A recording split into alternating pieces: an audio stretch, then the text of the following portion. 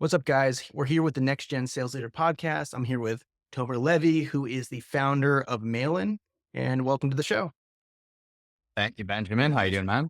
Good, good. So let's hear all about Mailin. I know we're going to do a quick demo. Want to see that as well. But before we do, if you could give us a quick background on what is Mailin, what is the value prop, why should people pay attention, and how does this apply to cold outbound or outbound in general for B2B?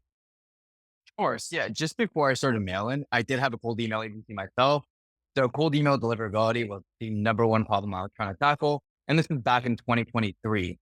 Now, fast forward 2025, now we're looking at cold email deliverability. The entire market's changed. Now, why did Mailin stand out? We have private servers and private IPs. What did that mean? You own your own infrastructure and you own your own deliverability. There's about a million solutions on the market. Everyone wants to offer something. Everyone says, hey, I have the best deliverability, but do they actually? And the whole reason with Mailin is you own your own deliverability. So if you know what you're doing, it's fantastic because you own your servers, you own your IP. And if you do the right things and you follow best practices, then you're always going to have fantastic deliverability. That makes sense.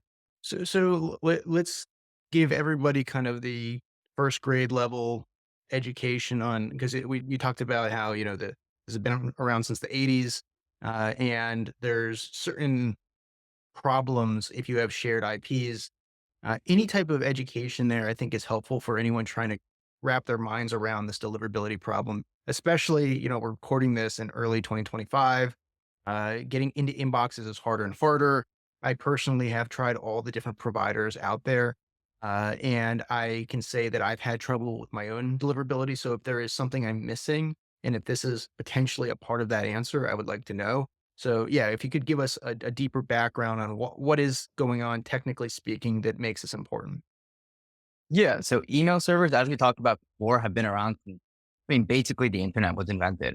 And the way email servers are structured, has never changed.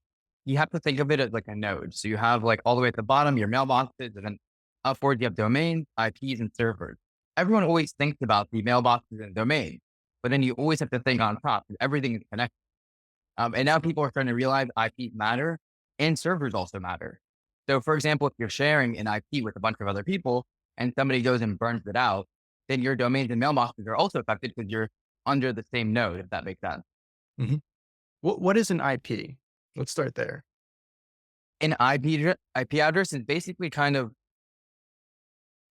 just shows where like your domain and mailboxes are located, give or take. I guess if we're going to dumb it down. And now, for example, if you have the same domain and same mailboxes as, like your IPs are located in the same place as somebody else's, it kind of has that sort of same location, give or take. Now, what happens if you go and burn that IP? It associates all those domains and mailboxes together. So now you have to think like Google goes and flags your IP. Now, all the domains and mailboxes under are connected. So it's kind of showing like your location. So now if you have 10 other people sharing that same IP and that IP gets burned, everyone's connected because it's all associated together. Mhm. So in other words, reputation is a variable that is tracked by these email service providers like Outlook and Google, and any other provider out there. And your reputation can be impacted by the behavior of other people that are sharing the air quote location, which is the IP. Exactly. Exactly. Again, like I'm giving you it in like a dumbed down version. But again, just think about it. It's some sort of general location um, that these ESPs can go ahead and track. If this location is considered a bad sender, meaning you're sending a bunch of garbage, then everyone under on that same node is considered garbage. That's why when you go and your IP gets blacklisted, all those domains and mailboxes under get flagged. And that's why you want to go and rotate that IP out or just completely switch it out. You can give every single person their own IP address. That entire group gets the same IP address. There's a bunch of different ways you go about it. And that's kind of how the providers differentiate themselves. Okay. And so, in terms of the way that you handle it versus, say, how the competitors handle it, what makes it different or better, or why does it matter to someone like me who runs a cold email outbound agency? Yeah, so I don't want to say like we're better or worse. There's pros and cons to everything.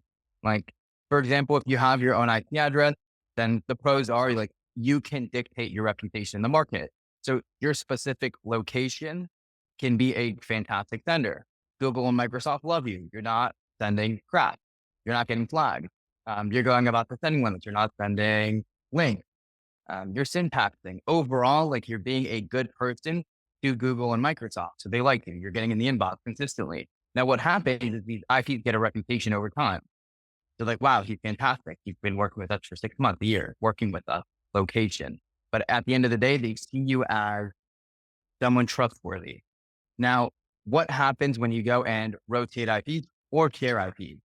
So sharing IPs means you're sharing it with, I mean, it really depends on the provider, but it could be 5, 10, 20, 30, 50 other people. You can pull as many people as you want on this IP. Now, why is that good and why is that bad? It's it's bad. Let's start with the bad. It's bad because if somebody goes and starts sending out Nigerian print or Viagra email, then they can also harm you because you're on the same IP. It doesn't matter that you guys have different domains and different mailboxes. The IP associates, it's a node. Again, after like mailboxes and domains, you have IPs and servers. And like these ESPs, like Google and Microsoft, they check your IP. So that's the bad part. The good part is if you are sending crap or you don't know what you're doing. So for example, you are sending hyperlinks since you just don't know. You're not running it through a spam checker. You're doing a lot of this stuff where it's like you're gonna get it spam. It's really good to be on a shared pool. So what happens if you're on a shared pool is they can go and rotate out your IP. So for example, if the IP goes and gets blacklisted, they're gonna go and give the entire pool a brand new IP. So pros of a shared pool is if you don't know what you're doing, it's fantastic. Or if you have a spammy offer. So now imagine in that shared pool, I was the guy who was sending Nigerian Prince and Viagra emails. Or I had a loan offer that was going to go ahead and get me in the spam folder. For example, if you're pushing out NCAs, you're pushing out SBA loans. This is stuff that in the ESPs gets you blacklisted really quick. Now, if I'm on a shared pool, I'm not going to say I'm going to be safe, but I'm going to just keep getting new IPs because that's just the way it works. They know it. Like, okay, when you get blacklisted, that's in their protocol, get a new IP. So you're somewhat safe. But is your IP on the same level? Who knows? Again, like these are IPs that you're not using primarily. So when you go and rotate it out for a new IP, you never know what you're getting. Generally, like imagine you go and rotate out an IP and they give you a brand new one. It could be that this one's also blacklisted, but it could be that they give you a good IP. Again, you just never know. But how good is that IP? Is it as good as the one that you've been warming up for 2 years and it's just you on that server? So it's really only good stuff that's coming out of it. You've never gotten blacklisted. You're not getting spam complaints. Like you're abiding by all best practices. And then you have the other side where like you have no idea what's going on. And that's kind of like the pros and cons between shared and dedicated IP. Yeah. Again, like there's not one better than the other. Okay, so let's play devil's advocate. So what is the reason why should people use, say, a shared IP over what you guys offer, which sounds to me more like a dedicated IP? Why would they want to do that? And it sounds like one of the things is how experienced they are. But what else? I mean, what other risks are there? Yeah, if you're using a shared IP, I mean, the pros are for shared IP. The pros are you can really send whatever you want, and you'll always kind of get a new IP. So overall, if you are blacklisted, you're not going to be blacklisted for too long. And the second reason is if you don't know what you're doing as well, like you'll be more or less safe because if you do, again, it's on the same premise. If you do get blacklisted from the IP standpoint, then they usually rotate it out and give you a new one. Now, dedicated on the other hand, why I believe it's better is for the more experienced people. Like for example, you've had like you run an agency, like you have 30 clients, like you really care about deliverability, but you know what you're doing. Like like, hey, if I'm gonna go start sending out cold emails, I'm not gonna get into the spam folder. I know, like I'm not gonna send hyperlinks. I'm gonna abide by best practices. I'm not gonna send 100 emails a day. I'm not gonna make these providers hate me. So I'm going to go and build out my own server, my own IP, my own infrastructure, and then build up that reputation over time. Again, like the point of Mailin is it's all yours. So maybe those first few weeks you're building up your reputation. That's why for Mailin also, we do want a 3 to 4 week warm up. Again, like you're slowly building that reputation, but long term, like a month, 2 months, 3 months in, like you're going to be performing better. It could be though with these shared providers, again, it's luck of the draw. You could be performing great for 3 or 4 months. You were telling me beforehand, like you had a great run, but then boom, deliverability tank. Why did it tank? Again, it could be a million reasons, but probably one of those reasons is someone came into your pool and they start sending out crap. If everything you did was the same, again, it could be some change on the ESP standpoint, but a lot of people joined Mailin because, again, they were doing everything right. They had a lot of clients, or they were just sending a ton of emails and they were doing everything right, but then just a bad actor came and destroyed their deliverability.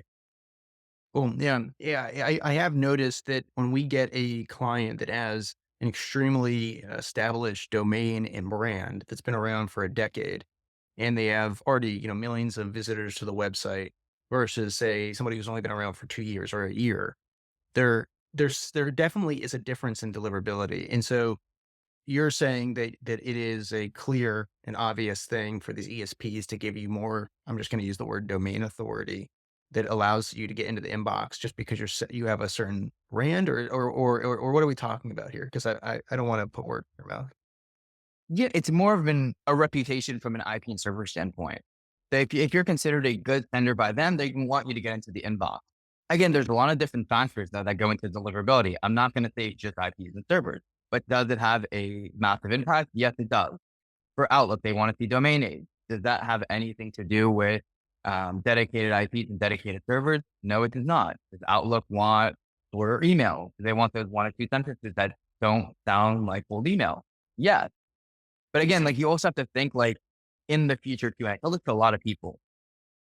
The basic methodology right now and like what people are basing it off of and what people on LinkedIn are saying is don't sound like a cold email. Don't look like a cold email. Why does nobody want to try opening click rates now? I mean, because you're embedding code into your emails. So now how does rotating IPs make sense? Like if you're going to go and start sending out an email, are you going to go and start sending it out from 10 different IPs? No, it just doesn't make sense. Again, like, does it have a massive impact now? Maybe not. Does it have a massive impact a year or 2 years from now once the rules change? Yes. Like domain masking. Right now, there's not a lot of information on domain masking, but will it maybe have a massive impact in a year, 2 years? Sure, it could. The whole point is you just What don't is want to look like a domain cold email. masking for everybody listening? Domain masking is basically like you're going and you received an email from tomerlevy.com. And when people click on it, it shows it's from tomerlevy123.com, but it's really from tomerlevy.com. Mm. So you're just masking your domain. It's exactly what it sounds like. So people don't really see the origin. Again, like, do all these things kind of help? Yeah, it's just not sounding like a cold email. You want to do everything you can not to sound like a cold email. But from a deliverability specific standpoint today, IP reputation really does matter. You want to have a fantastic IP reputation. You want to have your own infrastructure if you know what you're doing. That's just the main difference. If we're going to talk about infrastructures, if you know what you're doing, go on dedicated. You're going to have better deliverability in the long run. In Short term, infrastructure, we're talking about domains and then the inboxes. So nextgensalesleaders.com and then ben at nextgensalesleaders.com is the inbox. Is that what we're talking about by infrastructure, or are you using it in different? so infrastructure, I'm saying the entire node. You want to have like your own mailbox and domain, IPs and servers. And so for everyone listening, I'm trying to make this approachable for even like the business owner who's now trying to make a decision between different cold email agencies, or maybe they're doing it internally with themselves and they have somebody who maybe is really good at copywriting and generally cold email writing, but doesn't understand the technical side of things. What's the difference between an IP and a server, for example? So an IP address, like we said, it's kind of like a location, but the server itself is, I mean, it can be a lot of different things where the emails are being sent, like how they're being sent, how they're being received. It's the actual like server power that's being used, like how this all functions. But you can't go and send emails out without a server, or you can't receive emails without a server as well. Kind of like the power, like how are, I mean, websites hosted? How does anything work right now on the cloud? You need servers. Mhm. And That so, makes sense. yeah, sure. So is it in that sense, it's like a database that holds and receives the information that's sent and then sent out again? Is that kind of what it's like? I mean, servers are a little more complicated than that. I mean, servers can perform a lot of different functions. Again, server can host websites. Server can give you the ability to send emails. Server can give you the ability to receive emails. I mean, servers can have a lot of different functions. I mean, depending on the way you actually use them. Mhm. Do you guys have a preference for a particular cloud environment, GCP, Azure, AWS? Does it matter? We honestly, we vary it depending on the cloud provider. So again, with email infrastructure, it's a little bit tricky. The Azure loophole, which a lot of people are using right now, What's it called? the Azure loophole. Azure Loop. Okay. Yeah, I mean, there's a lot of providers like Superwave, Hypertide. I think there's a few other ones. Me personally, I think it's a really good short-term solution. In terms of cloud providers, though, what Mailin does is we use a lot of different ones. Because again, email servers are a little bit tricky. People don't like, especially with cold email. When you're doing transactional email, it's a whole different game. Right now, I'm talking specifically about cold emails. A lot of these providers, they don't like it when you send cold emails. So we just have a lot of backup just in case. So no Mailin user actually gets screwed in the long run. Mm, The Azure method specifically, though, at the end of the day, conceptually, it makes a lot of sense. If you're going to go and send from a Microsoft Azure server, is it better for Outlook deliverability? Yeah, it makes sense conceptually. Are a lot of users having trouble with it right now? Yeah, but that's not the issue. I mean, the issue is long term, it's a loophole. So it but could what just is get shut the down. you said the Azure method? Is that what you're calling it? So what is It, that?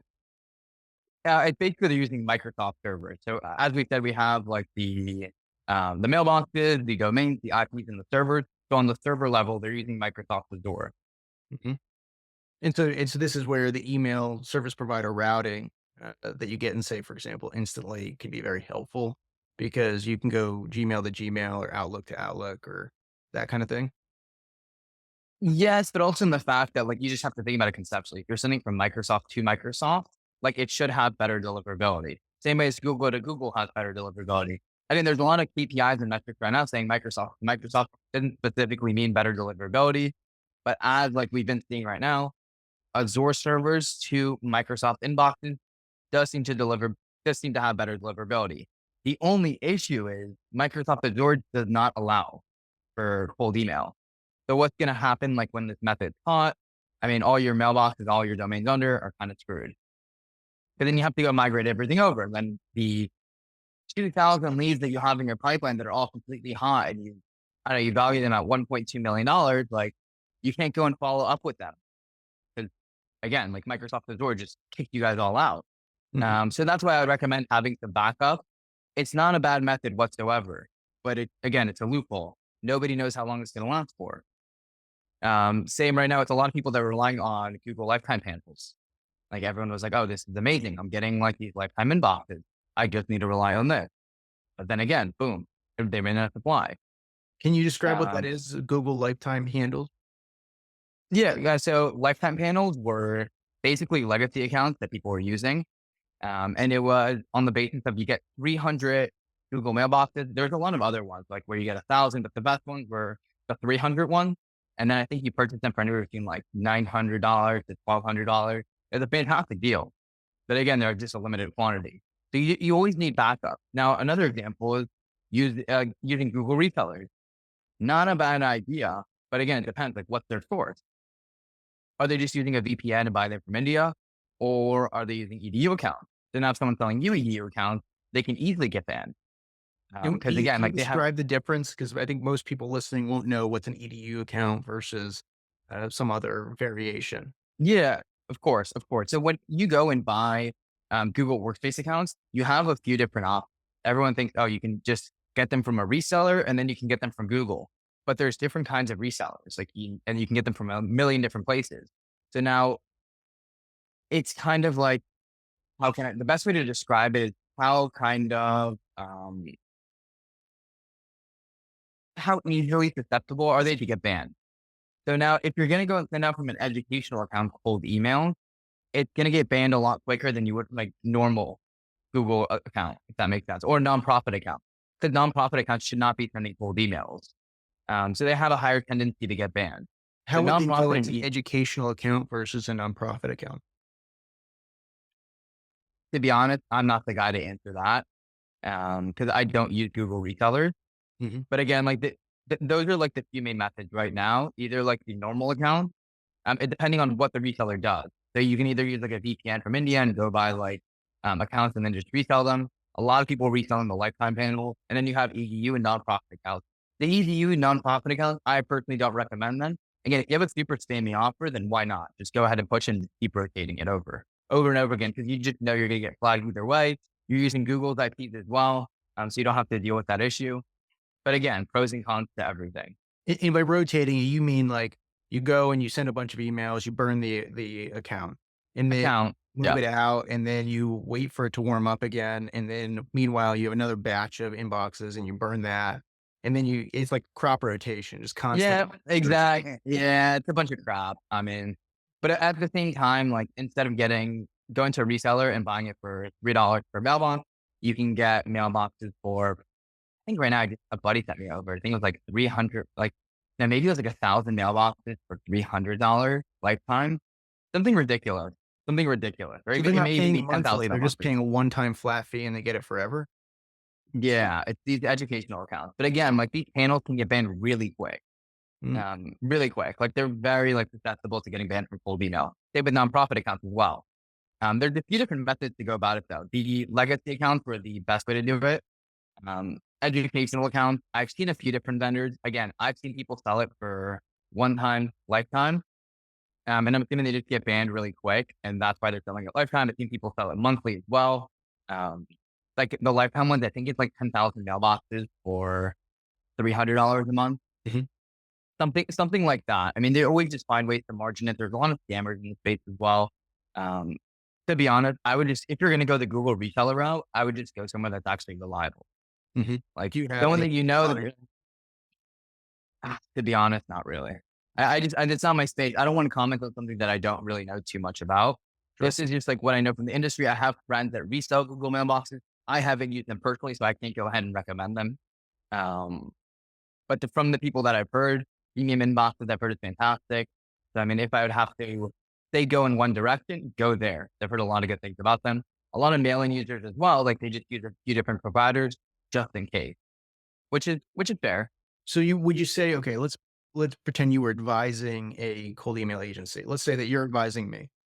And you said, okay, Ben, you have a new client you just brought on board, and the need to send out, I don't know, 50,000 emails per week. What kind of mix of infrastructure would you suggest for them? Would you go all in with Mailin? Would you separate it out to go with some Google resellers, some, I don't know, what other like shared IP version of a competitor that you have, and then also the dedicated IPs with you guys, or what would your advice be?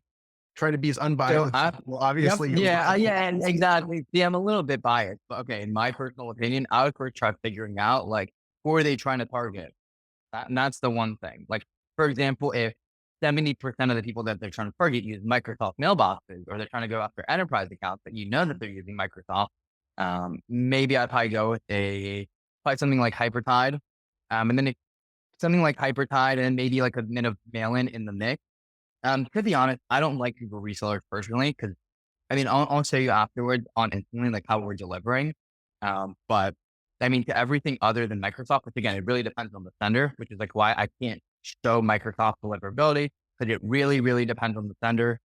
Um, I mean, we perform fantastic. Microsoft, though, again, like if you send from Microsoft to Microsoft, Azure to Microsoft, you're technically going to be performing better. So first, to answer your question, I would just figure out who are they trying to send to. That's the first thing. Also, like, what's the LTV? So now if it's a really expensive LTV and they're like, okay, we're going to make a ton of money on this campaign, because Hyperkind has an initiation fee. Is it worth it to pay this initiation fee? And I don't know, next month their infrastructure go down. It's something that you need to consider. Um, What is so hyper my, for everybody? yeah, Hypertide is the Azure method, and that's probably the provider that I would recommend as well. I send them a lot of people and people are like, oh, okay, like I have 70% of my people, 80% are using Microsoft. And then I have like another 20% that are Google and I want to use someone else. So I'm like, okay, use Hypertime and use Mailin. But for the vast majority of people, I would just use Mailin because nobody's really sending, I don't know, 50,000 emails a day. Not many people. We do have some people on Mailin that are sending a few million a month. We have like two or three people that are sending over 10 million. Um, but again, like it really depends on what you're going after and what's the objective. Got it. And so now when you say, hypertide, Yeah, for the Microsoft, what makes that is that because they specialize in Azure? Is that the reason? Or what is the yeah, it back just yeah. So the whole point, like I told you beforehand, so from the server standpoint, they're using Microsoft Azure servers. The Microsoft for Microsoft, I mean, conceptually makes sense. Users have been getting better deliverability too when you send from Azure to Microsoft Inbox. Mhm. And for mail-in, then you guys do or you do not send for Azure servers? No, we don't use Azure servers. Got it. And the reason being is just because we know it's just going to go down at some point, and I'd rather just have something more reliable in the long run than just have my servers get taken down and then like it's a crapshoot, basically. Yeah, so tell us about that. What makes your method extremely reliable? Any from a technical perspective, from anything that you think that would differentiate you from the competition, and try not to be nice now. I actually want to hear like the biased version of like, Yeah. what makes you guys amazing. Yeah. I mean, I'll take from a non-biased point.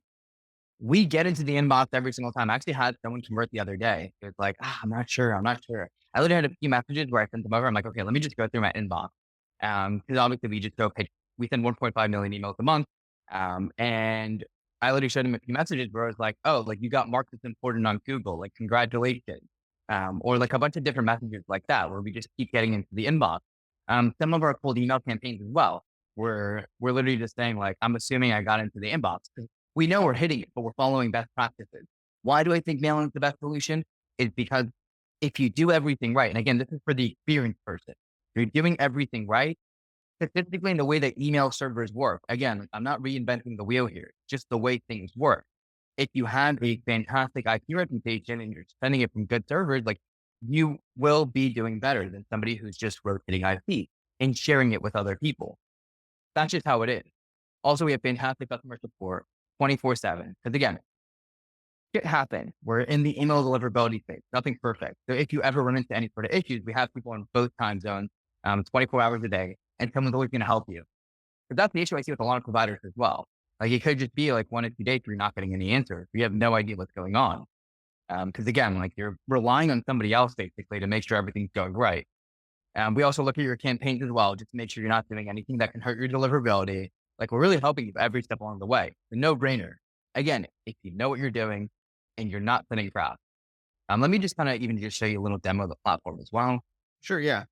And just so you Yeah. know, we have 9 minutes before the end of this, but do show us, and please for the people listening on Spotify or any of the audio ones, please try to use as much description as possible because I know he's about to share a screen.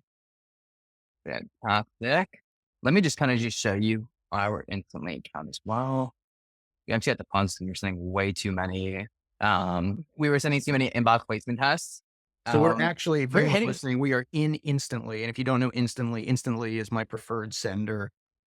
Go Instantly for sending out and managing all of these campaigns in one place. It has a central inbox. It has the ability to do ESP, email service provider routing. So you get Outlook to Outlook, Google to Google, which is what we were describing earlier. And then it also has the ability to do warm-ups for you and have warm-up polls constantly going every single day. So there's a bunch of benefits. We can't really cover it all here, but we are inside of the platform and we're showing actual campaigns from Tomer's account. exactly most of the time. Again, if it's any other provider other than Microsoft, we are hitting the inbox every single time. For this specific campaign where it's finding its Outlook, we did pick out the Outlook. It's because we just stopped sending to them about a month ago. Um, just because like we've just seen, we'd rather just have better reputation and just keep hitting that inbox every single time. Now, from the mailing dashboard itself, now there's a few different things I want to tell you here. Ben, also, if I can just show you the mailbox section, it shows my username and password for the mailbox account. Can you just go ahead and blur that out after this? Say that one more time. So when I go into the mailbox, it does show my username and password for some mailboxes. Can you blur that out after? Yeah, sure. Yeah, that's not a problem. Okay. All right. Fantastic. Now, this is the dashboard itself. So you're going to go through an automated onboarding form. It takes 5 to 10 minutes as well. You can also transfer domains, which is one of the main pros of Mailin. Again, as long as you're not blacklisted, we're completely fine with that. Reason being, we don't want to make money off your own domain. Again, the whole point of Mailin, and I think it's a pro, is I mean, at the end of the day, we want to do good business by people. And we don't want to make money off you for domains. If you have domains that you already own, you can transfer them. A lot of providers are think, hey, you have to buy the domains by us. There's no reason for that. Add the feature in. So for Mailin, you can go and transfer domains. You can either purchase them or transfer. So when you go through the onboarding form itself, it takes 5 to 10 minutes. You put in your first name, last name, 5 different company variations. So if you want to buy 1,000 mailboxes, 333 domains, and want all your DNS set up on the back end, it takes 5 minutes. 2,000 mailboxes, same thing. 10,000 mailboxes, the same thing. Now the platform itself is super simple. So for example, if you are an agency owner, you go through the onboarding form as if you're one client, then you can keep doing the fast checkout over and over again for every single client. Again, if you want to just separate it out, now here's how the actual domains look like. This is the number of mailboxes per domain. You can forward it to one master domain. We personally use instantly, so we don't have a master inbox because it has that natively. Just shows active and inactive. Here's your actual DNS. Again, you can just go here, purchase or transfer domain. Super simple. Also, in terms of transferring domains, you don't actually have to physically transfer it over to us. You can just point the name servers. So you still own the domain. If you do purchase them through us and you do want to leave Mailin, we'll just give you back the domain. Again, they're yours. You own them. Mailboxes, again, if you can just blur this out. Here's the actual mailboxes themselves.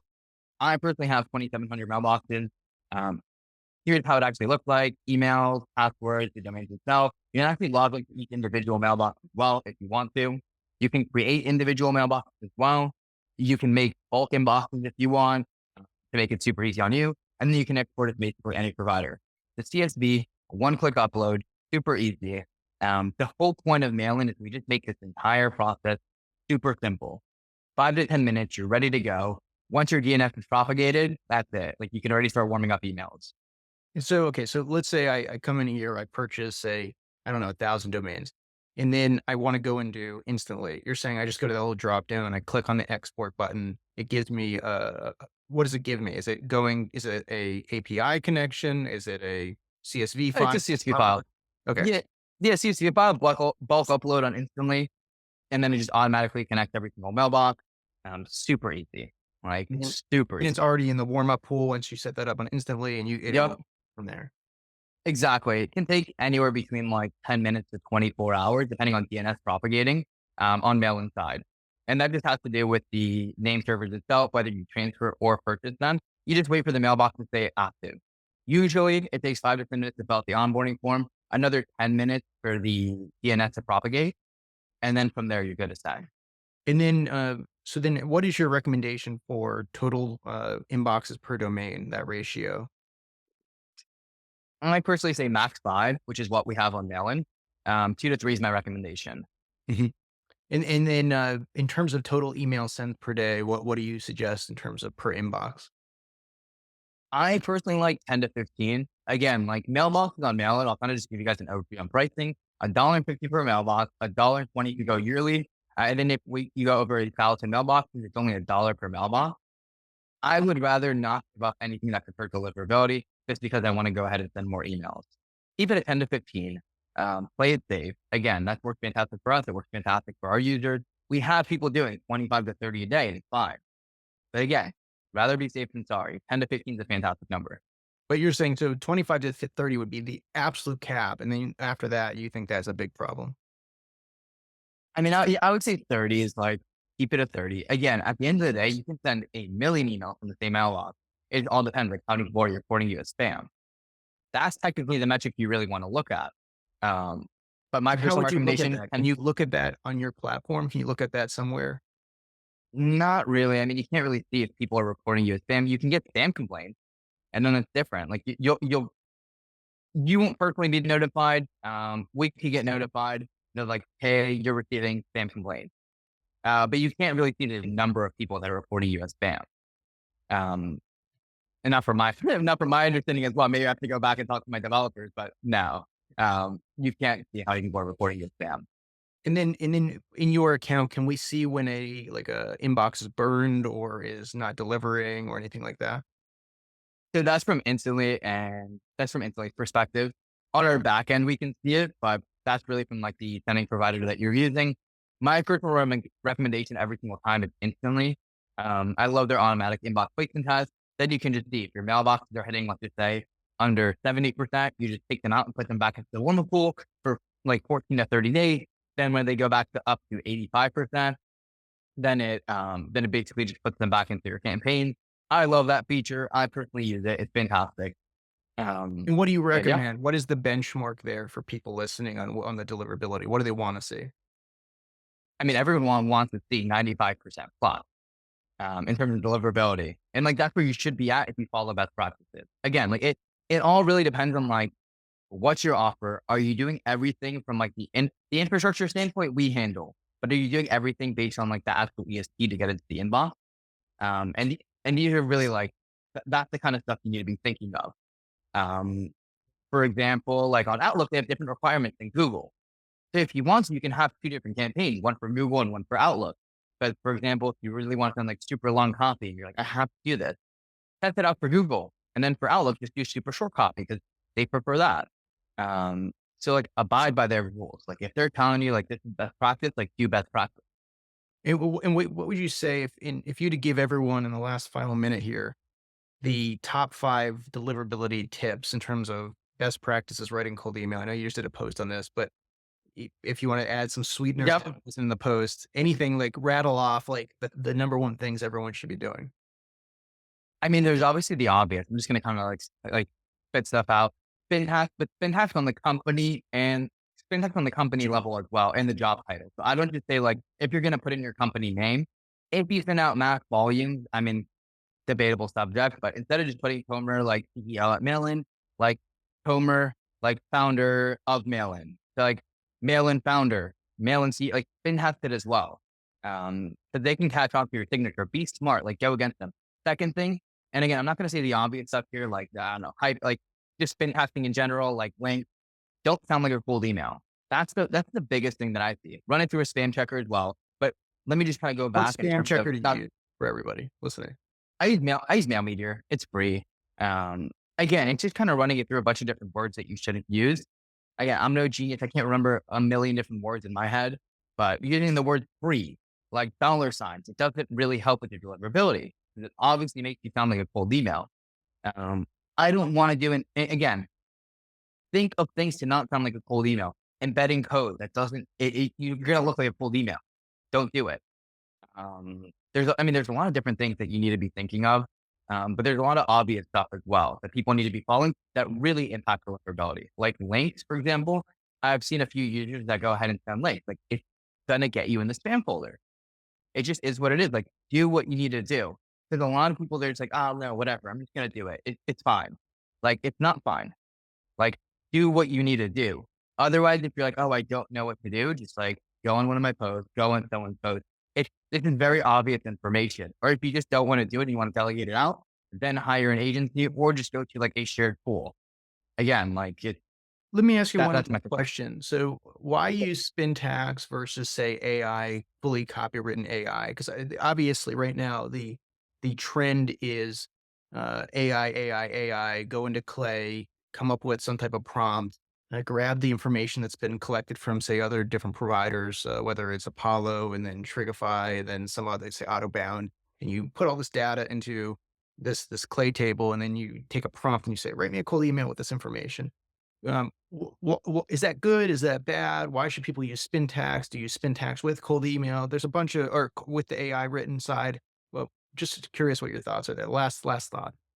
yeah. I mean, I can tell you right now, in terms of AI first line, I like that. Even at the end of the day, for cold emailers, like, oh, this obviously looks like an AI first line. For a lot of other people, they're like, wow, like, thank you so much for like writing this personalized email. It does work well, even for as a cold email, you're like, oh, this is obviously cold email. In terms of doing the entire email, I just haven't found anything good enough to actually like personalize the entire email. First lines are pretty easy. The entire email is a whole different ballgame. I mean, for anyone listening to this, it could be a fantastic task. But it's a different ballgame. You got to get really good to do the entire email as well. And again, I want to humanize like the actual offer, like the body itself. And I just feel like if I use an AI, and I have done this, I've tried it, it sounds too much like AI. When you try spin hacking everything or AIing everything. So, last follow up on that point. Uh, do you think there is a problem with email service providers fingerprinting either AI or Also, if you just send the same exact, let's say you do the AI, the first sentence, and then you spin tag some of the words, but then at the end, you just say like 3 or 4 lines that are purely hard coded, meaning they're the same exact thing across 20,000 emails. Don't you think the ESPs would pick up on that and flag you? Really depends. I mean, it's just like it's split testing. It could be over time that they flag you. Straight off the bat, they won't. Like straight off the bat, like that just won't be the issue. It's just long term. It could be, for example, that they flag your phone number because you're just putting Tomer Levy, you at Mailin.ai, and then I just put in my phone number. They flag that phone number. You take it out and you see what happens. Nothing's clear cut in email deliverability. There's just best practices that you need to follow. You have no idea what Google and Microsoft are doing on their end. In terms of AI, them flagging AI, haven't seen it so far. Where they're like, oh, this is an AI first line. Like, we're going to go ahead and flag that. But if you're going and sending out the same thing every single time, yeah, like sometimes like you just have to remove it, see how it works. It's all split testing. If Mhm. you don't know, test it and see. Yeah, totally. All right. Well, thank you so much, Tomer. This has been fantastic. And we are going to sign off here, guys. Obviously, go check out Mailin. Go try out some of the inboxes and some of the domains. And we will see you guys on the next episode. Thanks a lot. And we'll talk to you guys later. Thank